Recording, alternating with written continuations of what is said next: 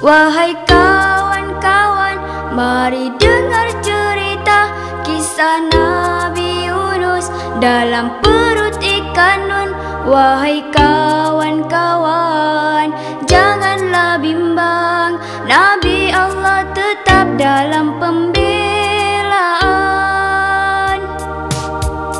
Nabi Yunus menyeru pada kaumnya, sembahlah Allah yang Maha Esa, tinggallah berhala yang tidak bernyawa, jauhi perbuatan yang sia-sia.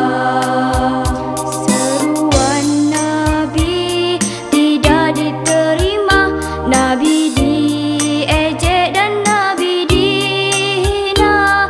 Baginda tidak berputus asa, walau dicaci, walau dinista. Akhirnya Nabi merasa hampa, umatnya masih menderhaka. Lalu dia pergi membawa hati ke tepi pantai seorang diri. Baginda menumpang kapal pedagang membawa diri ke rantau orang. Malangnya laut bergelombang, hampir karam di tengah lautan. Bila diundi, Nabi merelakan terjun ke laut yang bergelora. Baginda ditelan ke perut ikan Nun, gelap gelita tiada terkira. Sedarlah baginda kesalahannya, dihukum Allah. Begitu rupa menangislah Nabi, sentiasa memohon ampun dari Tuhannya. Begitulah kisah seorang Nabi diuji Allah begitu sekali. 40 hari, 40 malam, barulah taubatnya diterima Tuhan.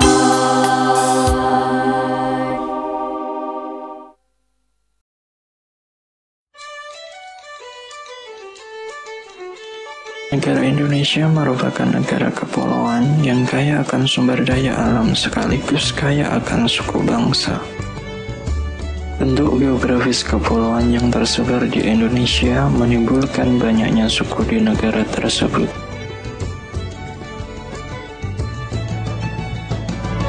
Di antaranya suku Jawa, Wamena, Dayak, Betawi, dan lain-lain. Hal ini seharusnya menjadikan Indonesia negara yang pluralisme. Melimpahnya suku bangsa di Indonesia mempunyai dampak positif bagi Indonesia. Salah satunya meningkatkan pariwisata dari dalam maupun dari mancanegara. Namun, kenyataannya berbeda. Indonesia yang seharusnya menjadi negara pluralisme malah sering terjadi perseteruan rasisme antara suku etnis yang berbeda. Bahkan, tidak hanya di dalam pelosok daerah, di kota pun juga masih terdapat rasisme. Perseteruan karena rasisme dapat mengakibatkan bentrokan yang bisa dipicu dari hal kecil. Contohnya, saling mengejek seperti anak kecil.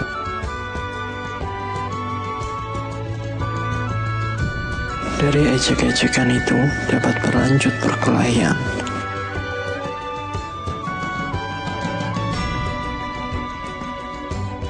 Kemudian saling lempar.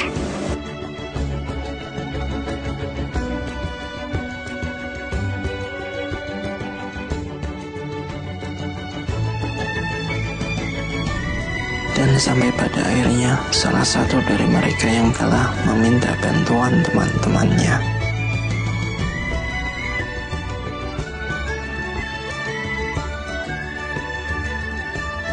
Lawannya pun pasti juga meminta bantuan temannya.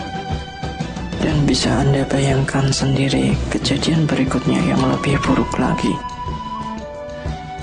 Hal buruk ini tidak akan terjadi jika semuanya saling menghormati dan menghargai. Dimulai dari diri sendiri, lalu membiasakan pada orang lain, pada orang tua, pada remaja, atau bahkan pada anak-anak.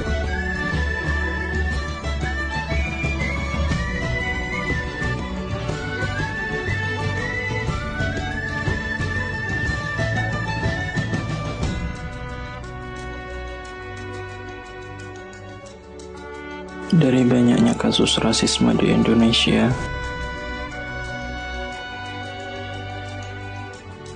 sudah saatnya kita berubah untuk menjadi lebih baik. Mari saling menghormati dan menghargai. Karena kita adalah Bhinneka Tunggal Ika.